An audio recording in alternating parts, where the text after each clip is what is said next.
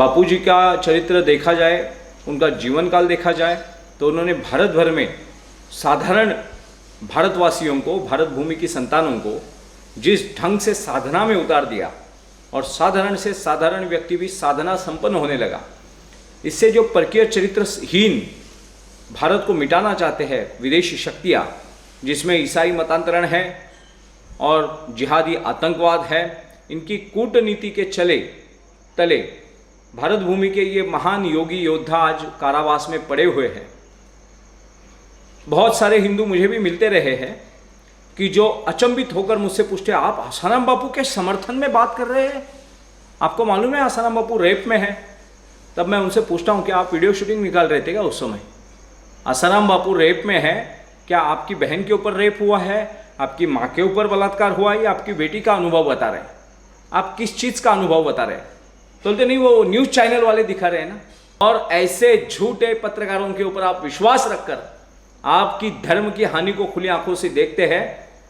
आपके राष्ट्र को खत्म करने की, आपकी भारतीय परंपरा और संस्कृति की नींव 150 देश ईसाई बनाने वाले ईसाई आपके भारत को हरा न पाए, 56 देश इस्लामिक बनाने वाले जिहादी आतंकवादी आपको हरा न पाए, मगर आपकी संभ्रम अवस्था, आपकी भ्रमिष्टता, आपके चरित्र के ऊपर, अपनी परंपराओं के ऊपर लांछन उड़ाने वाले अपने ही गद्दारों के कारण आप हारते जा रहे।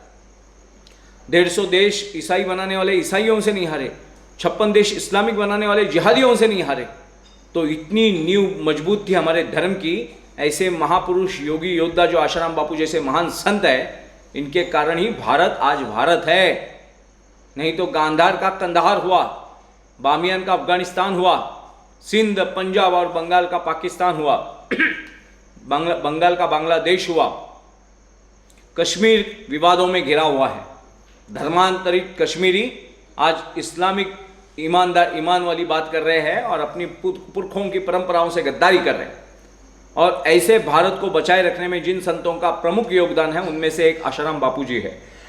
हमें सबको ये समझना होगा कि आसाराम बापू कारावास में नहीं है। आपकी सभ्यता की, आपकी धरोहर की, आपके पुरखों की, पूर्वजों की पुण्याई की रक्षा करने वाला एक कवच कुंडल कारावास में डालकर आपको नंगा खड़ा किया है देश में। तो आप कैसे बचेंगे?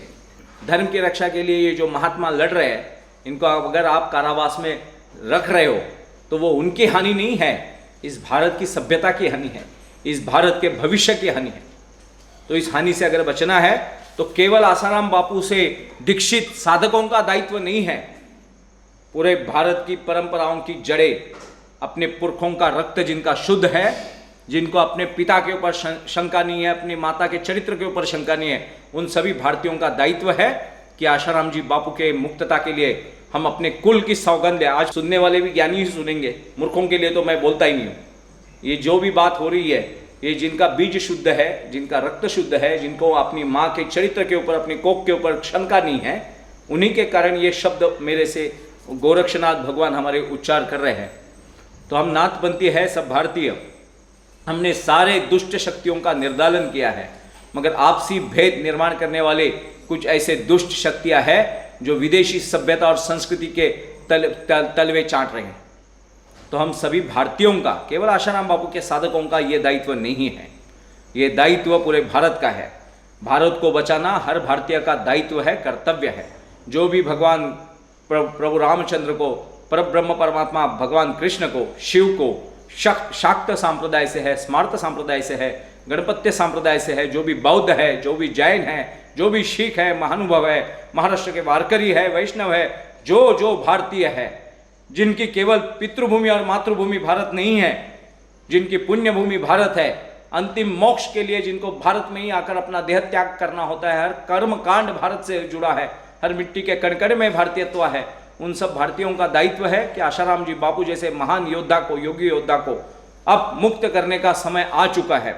हम अपनी साधनाओं के बल पर, हमारे चिंतन, मनन, ध्यान, धारणा में, सभी जगहों पे, हर श्वास में संतों की छुटका, संतों की मुक्तता, वो संतों की मुक्तता नहीं है, आपकी सुरक्षा है, आपका रक्षा कवच है।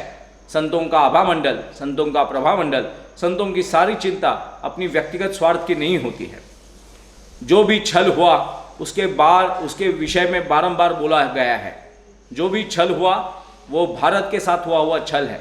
भारत के सबसे उत्तम योगी पुरुषों में से एक महापुरुष है आशाराम जी बापू।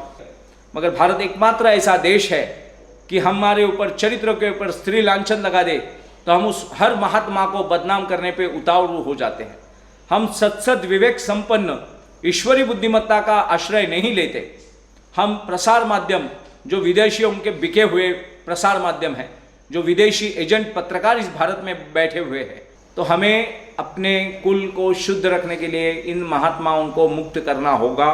भारत को साधना संपन्न भारत बनाने के लिए मैं हर बार मेरे भाषणों में, मेरे प्रवचनों में, मेरे व्याख्यानों में, साधनाओं में लोगों को बताता हूँ कि 150 देश ईसाई बनाने वाले, 56 देश मुसलमान बनाने वाले सारे असुर भारत पर टूट पड़े, मगर सारी दुनिया को ईसाई और इस्लाम में बांटने वाले भारत में आकर हार गए। केवल यहाँ के साधक, सैनिक साधक थे। शिवाजी महाराज जैसे महापुरुष यहाँ हुए, छत्रपति शिवाजी महाराज, राणा प्रताप जी हुए, बाप्पा रावल हुए। हम देखेंगे उनके सारे योद्धाओं के घोष हर हर महादेव थे। ये हर हर महादेव ये जो रण घोष नहीं है, ये साधना मंत्र है। युद्ध में दिया गया, रणभूमि में भी उन्होंने साधना नहीं छोड़ी।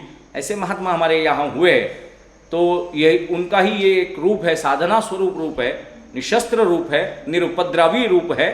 तो हमारा दायित्व बनता है हमारे धर्म के प्रति, हमारे कुल के प्रति और हमारे भारत के प्रति। अब जो हम हिंदू राष्ट्र की बात कर रहे हैं, इन संतों को अंदर रखकर आप हिंदू राष्ट्र बना पाएंगे? आप बिना बाप की पैदाइश कौन है बताइए यहाँ पे? आप बिना बाप की पैदाइश होंगे तो आपका कुल नाश हो जाएगा। बिन संतों का हिंदू राष्ट्र, संत कारावास में, और आप हिंदू राष्ट्र बना रहे। कौन से हिंदू राष्ट्र की बात कर रहे हैं? ईसाई मतांतरण वाले हिंदू राष्ट्र की बात कर रहे हैं?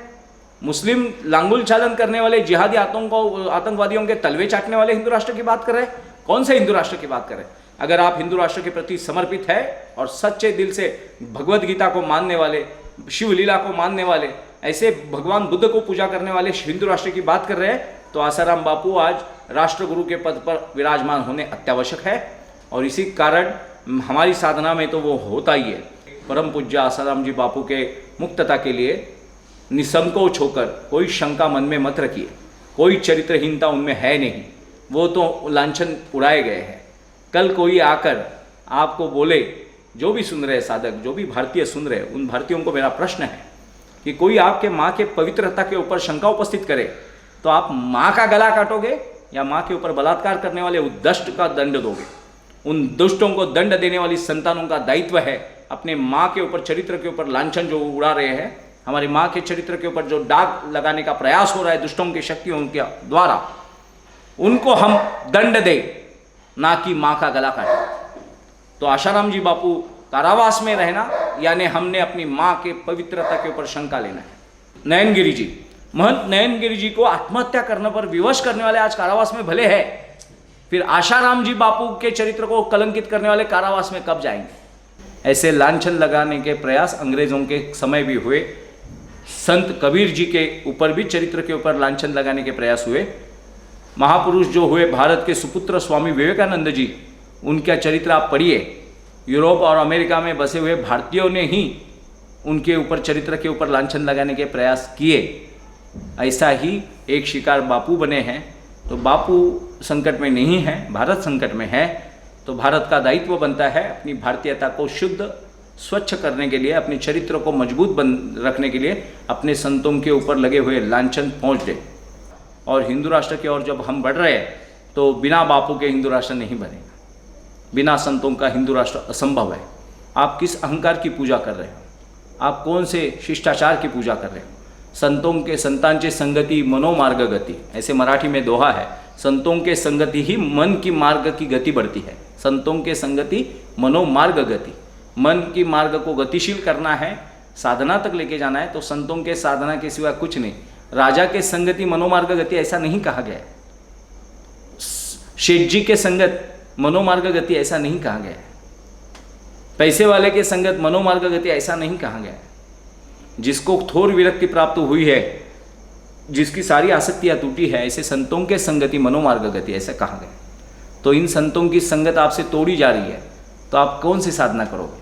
तो सारे भारतीयों से निवेदन है कि कि आसाराम बापू जैसे युग पुरुष को, योगी योद्धा को आप सुरक्षित करें, आपकी नींव को सुरक्षित करें, आपकी जड़ को। झाड़ का फल तब मायने रखता है जब उसका जड़ मजबूत हो।